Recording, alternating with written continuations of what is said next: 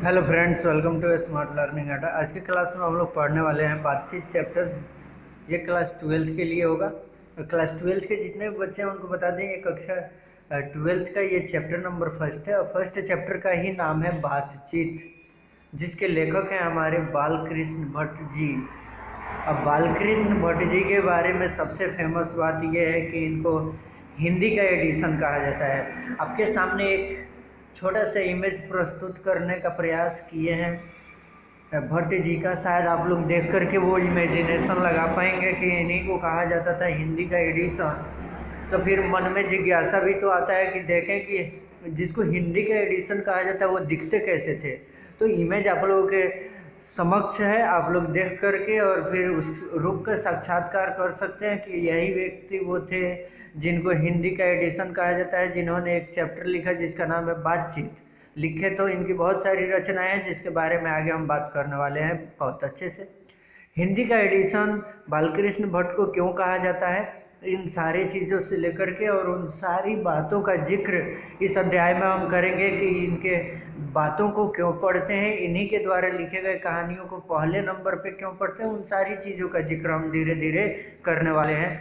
अगर आप लोगों को वीडियो पसंद आए तो ज़रूर बताइएगा। ठीक है, आगे बढ़ते हैं। तो एक बार हम एक चीज़ बता दें कि हम एक बार में कहानी याद दिलाने का हमेशा दावा करते हैं, क्योंकि हम हिंदी को हिंदी के हिसाब से, एक कहानी के हिसाब से लेकर चलते हैं, ना कि एक वो बैठ कर के घर पे 10 घंटा रटने वाला काम। ये वाला काम इधर नहीं चलता है। तो अच्छे से आप लोग गौर से सुनिएगा तो बहुत अच्छे से कंप्लीट होगा। ठीक है, आते हैं चैप्टर के बारे में बात करते हैं। कौन कौन सी बातें हैं जिसको याद रखना सबसे ज़रूरी है।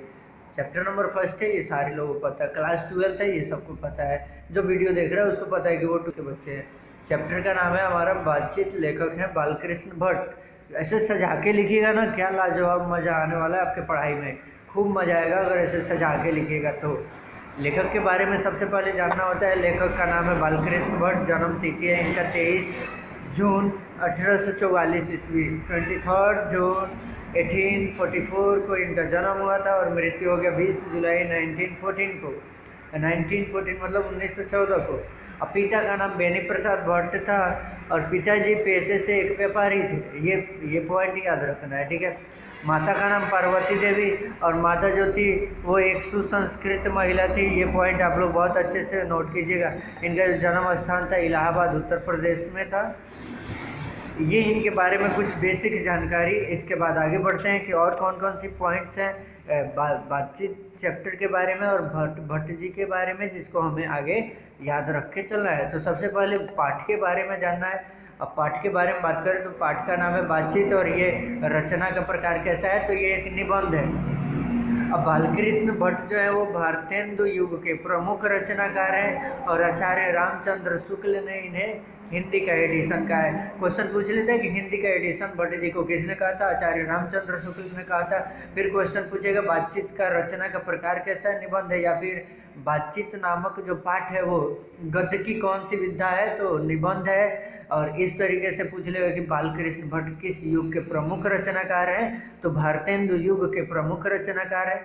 तो फिर इस पाठ में बात किस चीज़ के बारे में होने वाला है, तो इस चैप्टर का जो विषय वस्तु है जिसको हम लोग कहते हैं थीम ऑफ चैप्टर, मतलब what is the theme of this chapter, तो हम लोग सिंपल लैंग्वेज में कहें तो here the writer is totally focused on the शैली, जिसको हम लोग कहते हैं ना कि आर्ट ऑफ कन्वर्सेशन, जिसको हम लोग कहते हैं। तो यहाँ जो राइटर है ना वो आर्ट ऑफ कन्वर्सेशन पे पूरी तरीके से डिपेंड हो गए हैं और पूरी तरीके से वो दिखाना चाहते हैं कि इस समाज में जो एक बातचीत करने की शैली है वो कैसी हमें दिखाई देती है और हमें कैसे उसको बना करके आगे बढ़ाना है। तो इस पाठ में लेखक ने वाक शैली यानी बातचीत की शैली पर प्रकाश डाला है और ये जो बातचीत है ये 1891 में लिखा गया था। This chapter is written in 1891, ये नोट कर लीजिएगा। ये सारी इम्पोर्टेंट वीवीआई पॉइंट्स है, इसको इम्पोर्टेंट एकदम नोट करके आप लोग याद कीजिएगा। आगे हम बढ़ते हैं और देखते हैं और कौन कौन से पॉइंट्स है जिसको हमें याद करने हैं। ठीक है, आते हैं तो इस चैप्टर का जो मोटो जो लेखक ने तय किया है कि मतलब वो किस उद्देश्य से और किस थीम के साथ वो इस चैप्टर को लिख रहे थे और क्या मैसेज भेजना चाहते हैं समाज में, उसी मैसेज को हम आप लोगों तक पहुंचाने का कोशिश कर रहे हैं। अब लेखक की दृष्टि से तो नहीं पहुंचा सकते हैं, लेकिन I will try to give my best. बाकी आप लोग सुनिएगा, आप लोग रिमेंबर कीजिएगा इसको, फिर आप लोग अपना फीडबैक दीजिएगा कि क्या होने वाला है, क्या हो रहा है, कैसे लगा आपको, कंप्लीट हुआ कि नहीं। बातचीत चैप्टर है, बातचीत चैप्टर में टोटली वाक शक्ति पे बात की गई है। तो लेखक कहते हैं कि वाक शक्ति ईश्वर के द्वारा प्रदान की गई उन सारी शक्तियों में से एक है और यह मनुष्य के लिए वरदान है। तो वाक शक्ति मनुष्यों के लिए क्या है, वरदान है। और वाक शक्ति किसके द्वारा दी गई एक शक्तियों में से है, तो ईश्वर के द्वारा प्रदान की गई सारी शक्तियों में से एक शक्ति है वाक शक्ति, जो ईश्वर के द्वारा दी गई है। और यह किसके लिए वरदान है, मनुष्यों के लिए। और वो कौन सा चीज़ है जो मनुष्यों के लिए वरदान है, तो वाक शक्ति।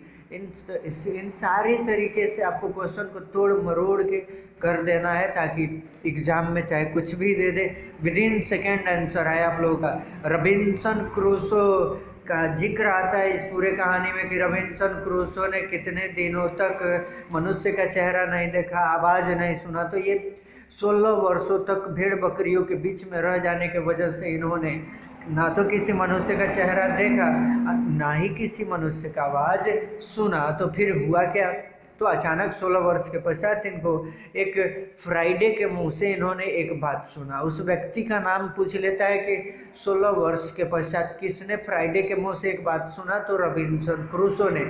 या फिर रॉबिन्सन क्रूसो ने कितने दिनों तक मनुष्य का चेहरा नहीं देखा, 16 वर्षों तक। या फिर रॉबिन्सन क्रूसो ने 16 वर्ष के पश्चात किसका चेहरा देखा या किसके मुंह से एक बात सुना, तो वो थे फ्राइडे के मुंह से एक बात सुनी।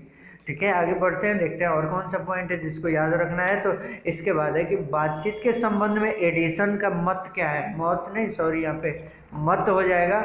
तो एडिसन का जो मत है वो कहते हैं कि असल बातचीत सिर्फ दो व्यक्तियों के बीच में हो सकती है।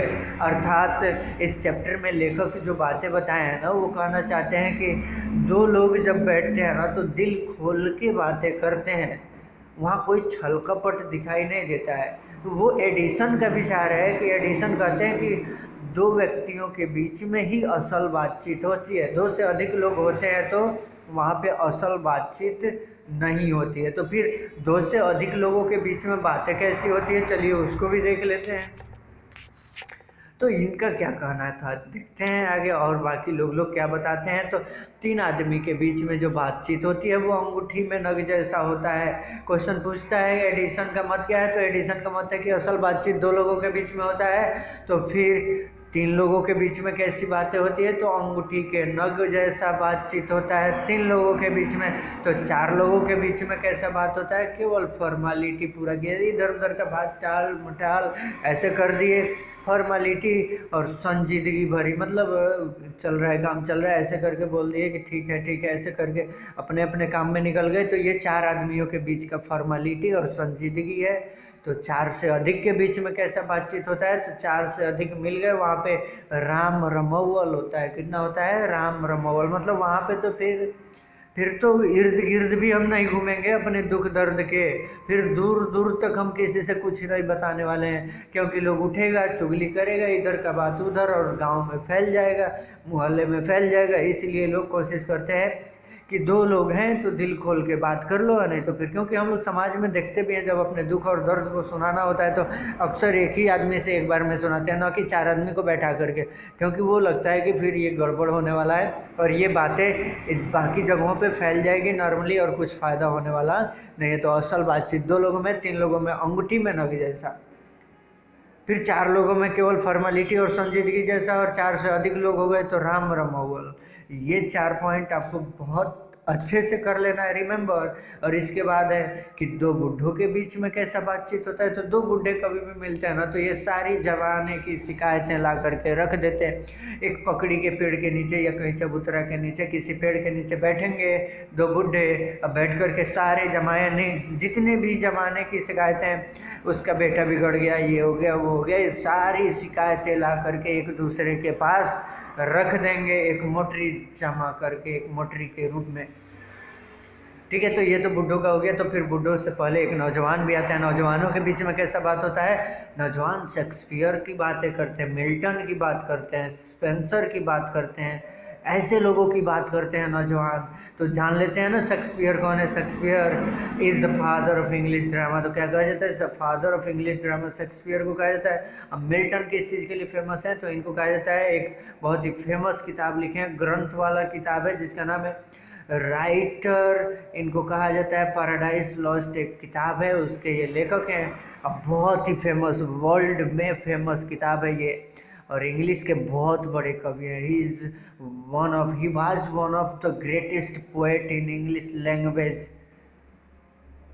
तो फिर स्पेंसर कौन है, स्पेंसर के बारे में फटाक से हम लोग जान लेते हैं। इनको कवियों का सरदार कहा जाता है। थोड़ा गौर से देखिए आप लोग, किसी को फादर ऑफ इंग्लिश ड्रामा और किसी को कहा जा रहा है कि पैराडाइज लॉस्ट ऐसे किताब के जो लेखक है उनको कह दिया जाता है कि one of the biggest writer in the English history, ऐसे कह दिया था। मतलब कितने अच्छे लेखक थे, जिसका मतलब हम कैसे बोले समझ में नहीं आ रहा है। स्पेंसर को कवियों का सरदार कहा जाता है। टीचर ऑफ पोएट्स मतलब कवियों का सरदार, अंग्रेजी में टीचर ऑफ पोएट्स और हिंदी में कवियों का सरदार स्पेंसर को कहा जाता है। तो ये सारी बातें आप लोगों के जहन में बैठ जानी चाहिए। आई होप आप लोग समझ रहे होंगे कि हम क्या कह रहे होंगे।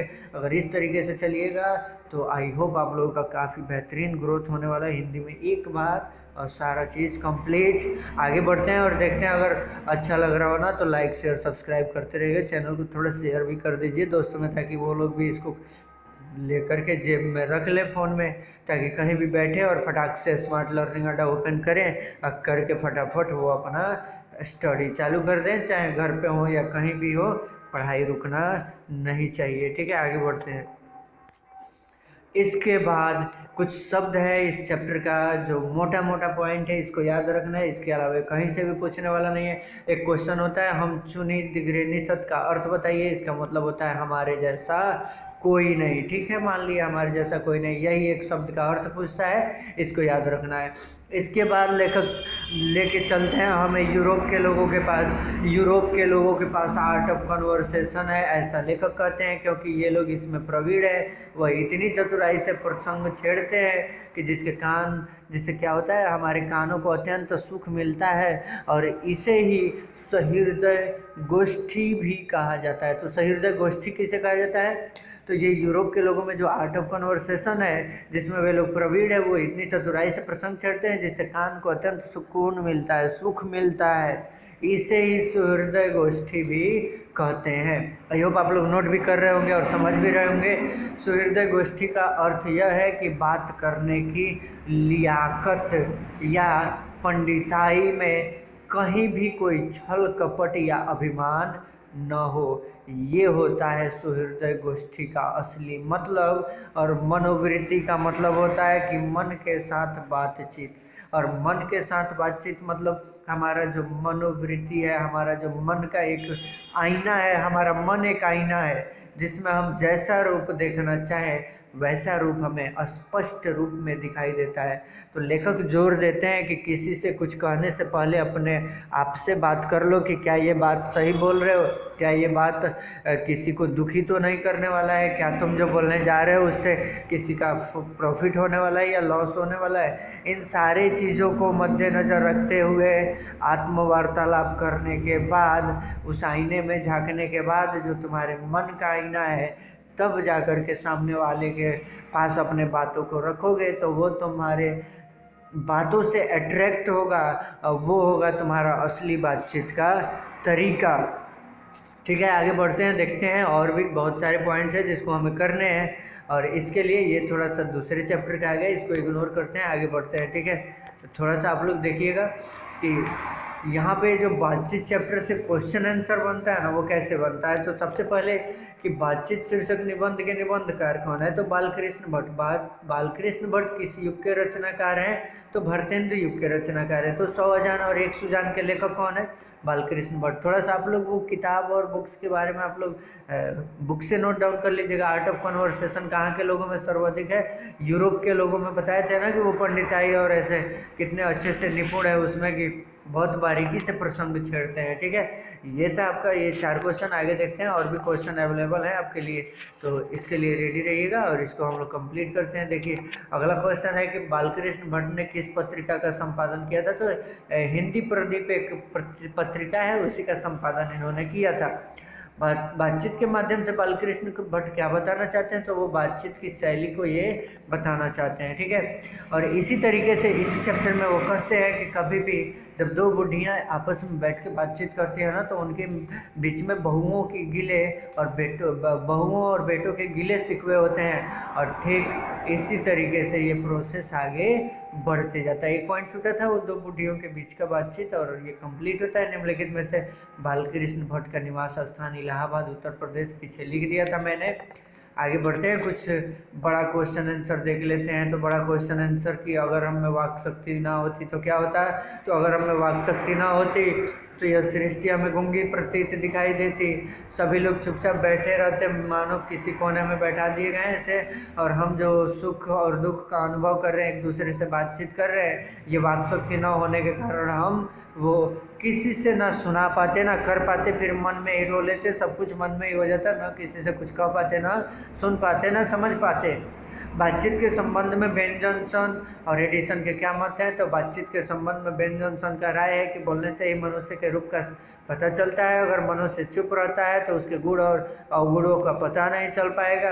एडिसन का राय है कि असल बातचीत सिर्फ 2 व्यक्तियों में होती है, जिसका तात्पर्य यह हुआ कि एक दूसरे से दिल खोल करके लोग बातें करते हैं जब 2 लोग होते हैं, अगर वहाँ कोई तीसरा व्यक्ति आ जाता है तो वहाँ खुल करके बात नहीं हो पाती है।